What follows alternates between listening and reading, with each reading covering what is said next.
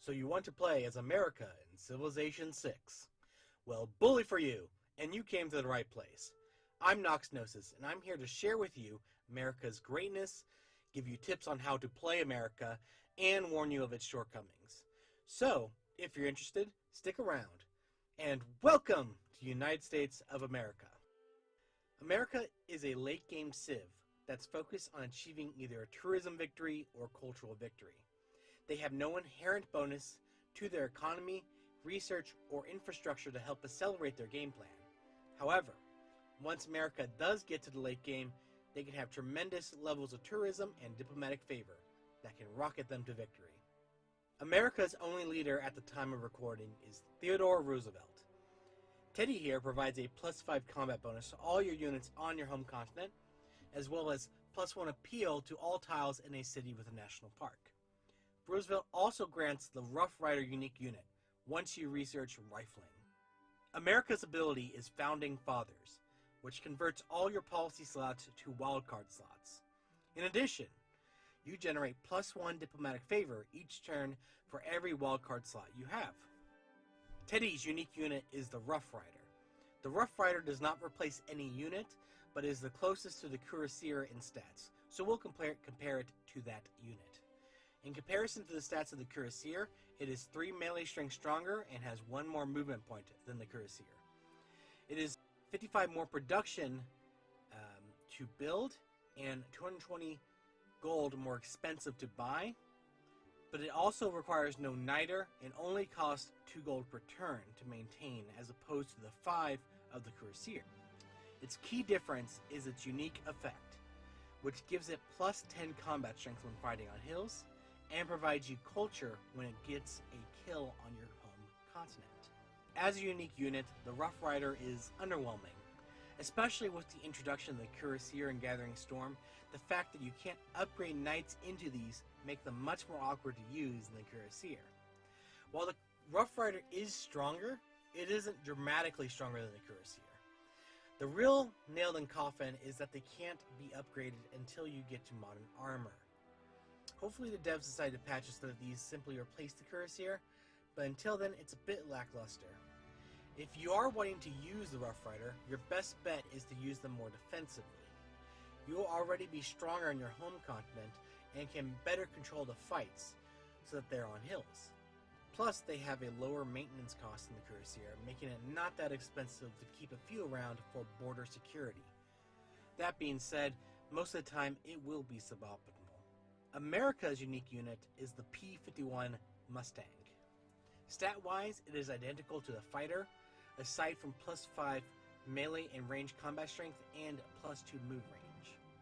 In addition to that, the Mustang gets an additional +5 combat strength against other fighter units and gains 50% additional experience. Sadly, this is another disappointment of a unit.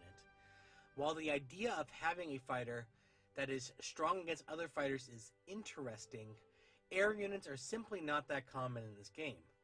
The P51 is best used to counter your opponent's air force and protect your units from them, but that's a very niche scenario. If you do find yourself in that situation, you'll be happy to have this unit, but it's difficult to sculpt a game plan around it. However, while the fighter may not further your game plan, the film studio certainly does. The film studio is a replacement for the broadcast center and is identical to it stat-wise, but gives you 100% additional tourism pressure from the city it is in towards other civilizations in the modern era. The film studio is key to the American strategy of winning with late game tourism, as it is a huge tourism bonus that no other civ has access to.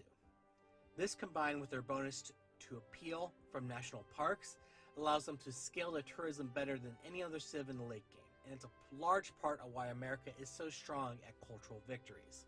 This is part of what makes America's strategy so unique. America is what I would classify as a late game civ, meaning that most of its bonuses don't come online until the late game, but they are specifically designed to help them close out the game and win. Considering that, you're going to want to play the whole game with the end in mind.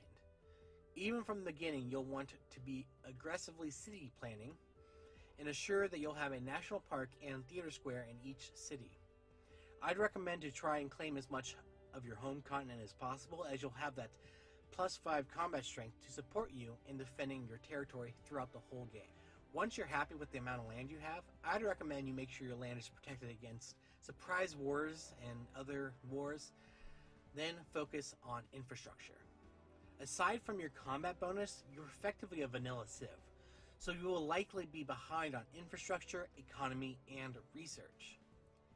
Since your bonuses don't really kick in until later eras, it's wise to get to the later eras as fast as possible, so you can start turning the tables on your opponents before it's too late. Now, as far as America's strengths are concerned, as we've established, they can have an insane amount of tourism and favor in the late game, and can have the tools to close a cultural or diplomatic victory out fairly easily. They also have a lot of flexibility over the kind of policies they can run due to the wildcard slots that they get, and those wildcard slots give them a lot of easy favor over the course of the game. And of course, we can't forget the +5 combat strength they get on their home continent, which does make them one of the more formidable military civs in the early game, provided they're on their home continent. Aside from that combat bonus, however, they have very little bolstering the early game, and as stated, they can feel a bit like a vanilla civ in the early game.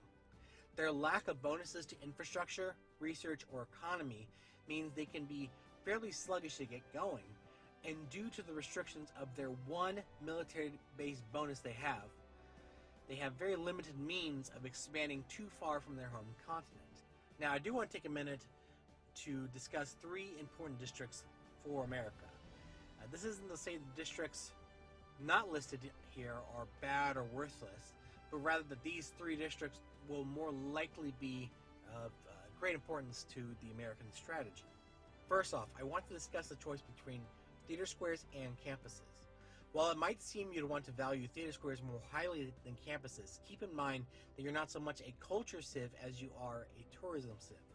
You will eventually want to have theater squares in all cities with a national park so you can get a film studio in them, but initially campuses are as valuable, if not more valuable, than theater squares. This is because you need to keep your science as high as possible to get the necessary texts like radio in a timely manner, but also because it's typically easier to get good yields off of campuses without much hassle compared to theater squares, so you get more bang for your buck. Secondly, I do want to emphasize that holy sites are fairly important in the American game plan. This is not because you have any particular interest in getting a religion, because naturalists are very expensive faith-wise, and you will be aspiring to get a lot of national parks. So you will need a solid faith income to afford these naturalists. Now, here are some wonders I wanted to highlight due to being particularly useful to America. Both the Potala Palace and Forbidden City are effectively the same wonder to you, as Potala's diplomatic slot is converted to a wildcard slot. This, combined with the additional favor per turn per wildcard slot, makes both these wonders great builds for you. The Cristo Redentor is a great pickup as well if you have a lot of seaside resorts, since your seaside resorts will be stronger than most civs' seaside resorts due to the appeal bonus that you get from having national parks, and the Eiffel Tower can add to that appeal bonus, so they all kind of work together in that regard. And finally, with Gathering Storm came a wonder that, in my estimation, is likely the strongest wonder America can get, and that's the Golden Gate Bridge. Now, granted, it does take a bit setup and planning ahead of time to get and optimize, since it's a fairly specific placement requirement. However, if you can get a city that can support this wonder, that city will become a tourism powerhouse. Now, to end this video, I'd like to give you all an idea how much stronger America's tourism game is than the average civs by showing you some numbers. Let's assume you're any other civ, and you have a national park that is as weak as can be. The minimum requirement for a national park is for each tile to have appeal of 2, so 4 tiles would make an 8 tourism park. Any civ can have access to the computer's tech for 25% additional tourism, and the environmentalism civic for another 25% tourism. So we'll say that this park is providing an average civ 12 tourism. Now, as you can see, when you add America's +1 appeal to all tiles and the 100% bonus from the film studio, that same park goes from 12 tourism to 30 tourism. That's more than double the tourism, and that's the worst case scenario. Now, for the fun of it, let's throw in the Golden Gate Bridge. The bridge provides +4 appeal to all tiles, and another 100% tourism to national parks and tourism-based improvements. So your tourism skyrockets from 30 to 98. That's some crazy scaling. Anyway, that concludes my strategy guide for America and Civilization 6. If you like this guide, consider liking it and subscribing to my video so you can catch future guides like this, as I do intend on covering every civ. Also, if you want to see these strategies in action, check out my Twitch channel found in the description box below. I'll be doing the A through Z challenge on over there starting Monday, April 1st, 2019 at 3 p.m. Eastern Standard Time. So if you want to see what America is all about, come on over.